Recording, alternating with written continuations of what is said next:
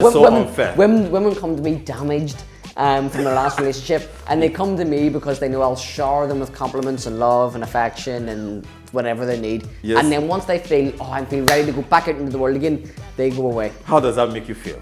Like crap.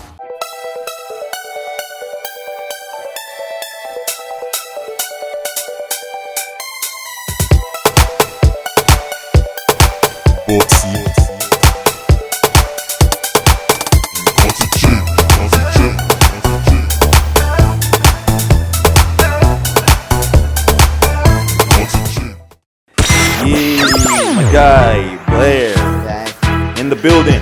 Again, Again. I'm just such a narcissist that couldn't keep away. Bro, I mean, I missed you though. You know, we love having you around here on the Real Xchange. Exactly, we love it, you know. So, question for you today. Sex on the first date. What do you think? Good or Good, bad? another contentious subject. Good, okay. Good or bad? Okay, well, again, it's not as simple as good or bad. It's never as black and white as that. There's a lot of caveats to that. So, Okay. of course, and a lot of guys will go, oh, no, when they're sitting with their girlfriends, they'll go, no, I disagree, but at heart they agree.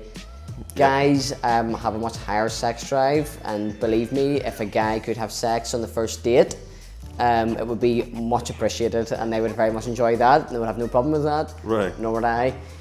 But the caveat that comes with that is that if you are with a girl that you really like, and she is sleeping with you on the first date, whilst that may mean that she is just super attracted to you and you're the only person she's ever done that with, it does raise the question of, has she done this before? And how many first dates has this person had that she's also slept with on the first date? Wow. Now, Is that sexist though, to think like that? Of course it is, yeah. It is, Well, yeah. well, look, sex, it depends what you think in terms of what sort of sexist, what the word sexist means. So, because I'm thinking, do you think girls, like, if you go out with a girl on the first date and you're asking for sex, do you think the girl will think like that you're just in it for is that sex? Is that what you do? I would never ask for sex on the first date. I would never do that. I would never make the move to say, let's do it. I'm saying if it happened, if she was throwing herself at you, no man in the world's going to go, no, never on the first date. It's never going to happen. You mean, you will say no. Would you? Say no. On the first date? Yeah, why not? Oh, shut up, dude. Don't lie on camera, man. It's just so look, as I said, I don't want to come across, I'm coming across as some sort of sexist, sort of misogynist. It's not the case. Of course, as we've moved on as a people, and we've become more libertarian and more liberal in terms of, well, it's, guys in the guys were known in the sort of 70s and 80s to sort of sleep around, and so the sort of feminist movement at that stage sort of said, well, if guys can do it, why don't we just do it? Why can't girls do it? Yeah. But that's kind of the thing of like two wrongs don't make a right, in that it's not right for guys to sleep around.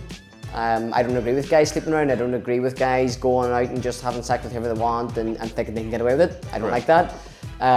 But women doing it doesn't make it any better. It just means that we live in a society now where promiscuity is just is the norm. Is the norm, which I don't agree with. So a woman should be free enough to express herself if she wants sex on the first day. Why not? Go for it. Yeah. Everybody should be. I mean, there's no law, of course. Yeah, well, people should be free to do whatever they want, but there will be social or whatever consequences such as perceptions, and there's no doubt that if you come across a girl who says, listen, I've had 100 sexual partners, what's more attractive, guys at home or anybody, if you met a girl in a bar and she said, listen, whenever I was up until the last year I had about 100 sexual partners, or you met a girl in a bar and she said she had one, what girl is probably a nice prospect? But do you know the funny thing though, right? Like, generally speaking, in relationships, especially when you meet a girl, most guys want you to have an idea of what a body count is.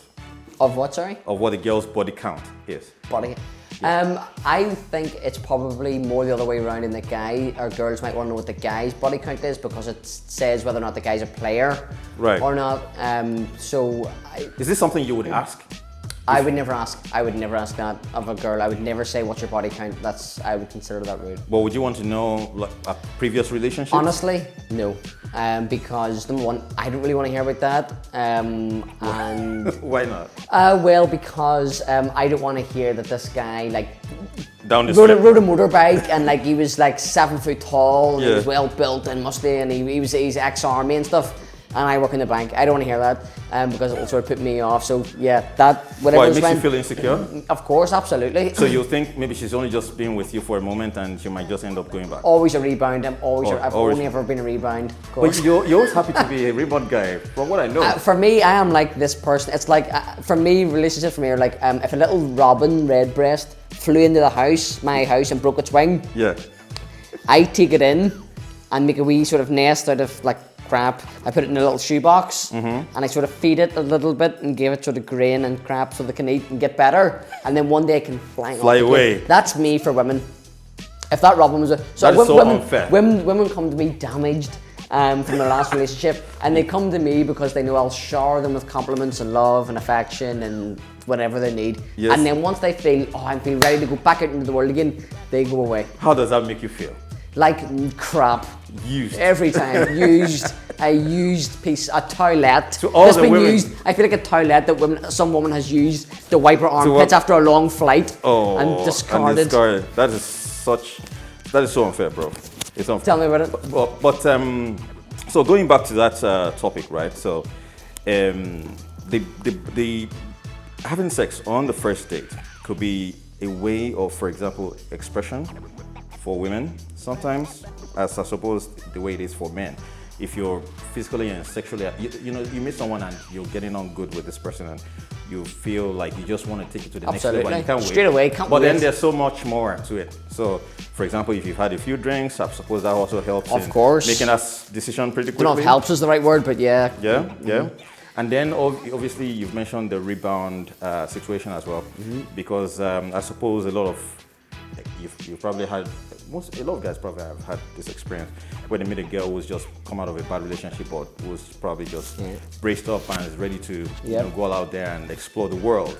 You know, a lot of guys will probably be more than happy to take that opportunity role, and take advantage of someone who's probably quite damaged. It's always taking advantage of who though? True, and in that case, if both people are taking advantage of each other, then where's the damage?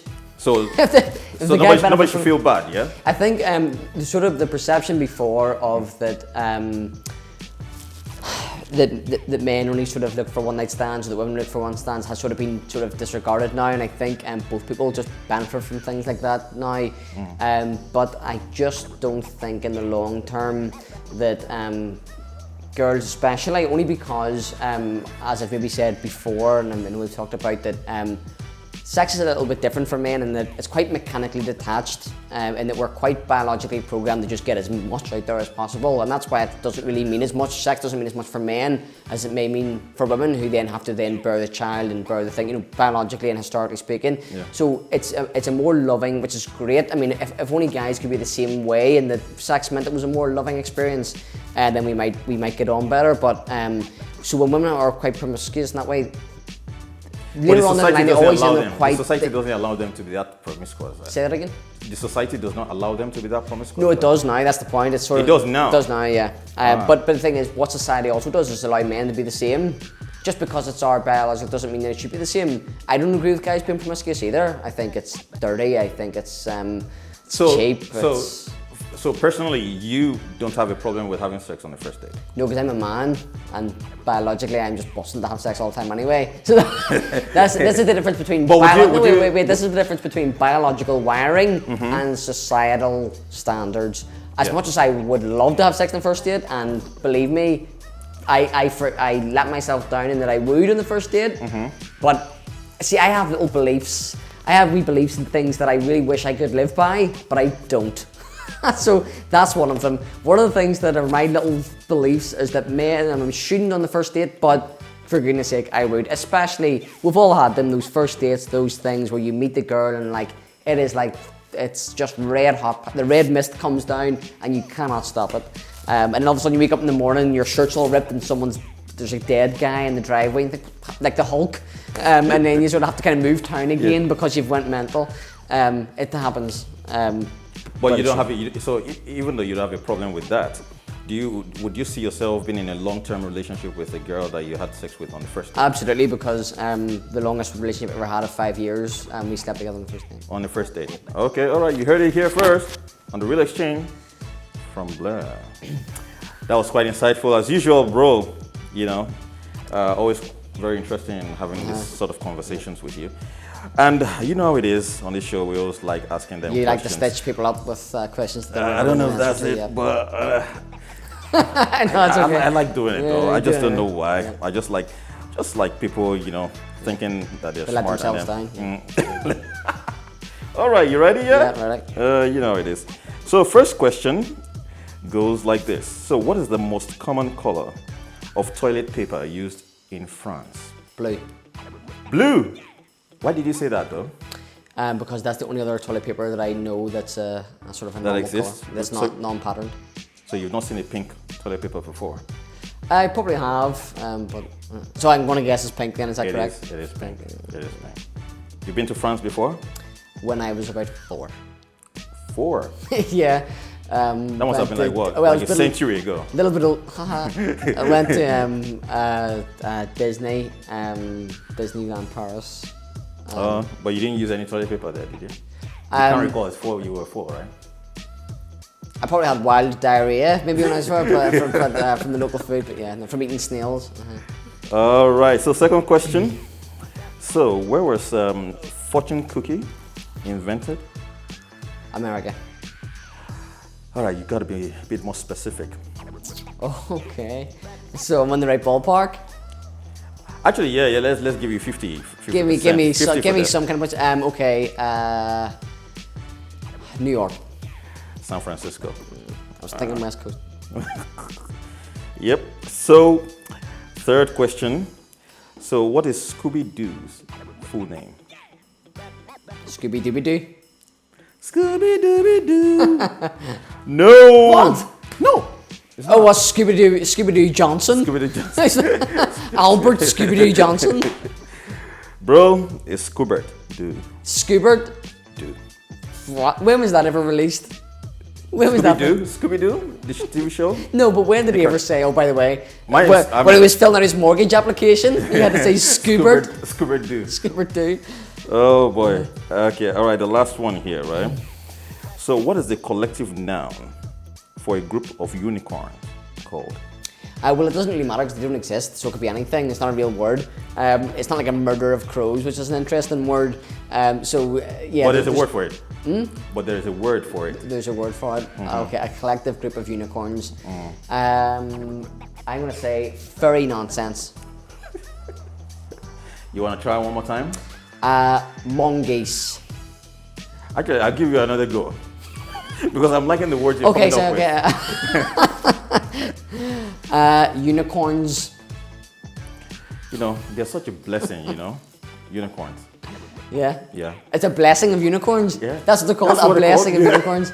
Obviously. A Because blessing. if it's made up, just make a word up anyway. A blessing of A blessing unicorns. of, like, how does that even, like, I can't even, like, who came up with that? Like, A blessing of unicorns. I know who came up with it actually. It was the same girl that wrote 50 Shades of Grey. she's not a girl anymore, though. It's a woman. All right, that Okay. was brilliant. Thank you very much. You're welcome. Pleasure. as Brilliant always. one, Thank you. and we'll be seeing you again. I'm sure. And for our folks out there, remember Sure. to subscribe, share, and like. Thank you. Until next time, this is Peace Out.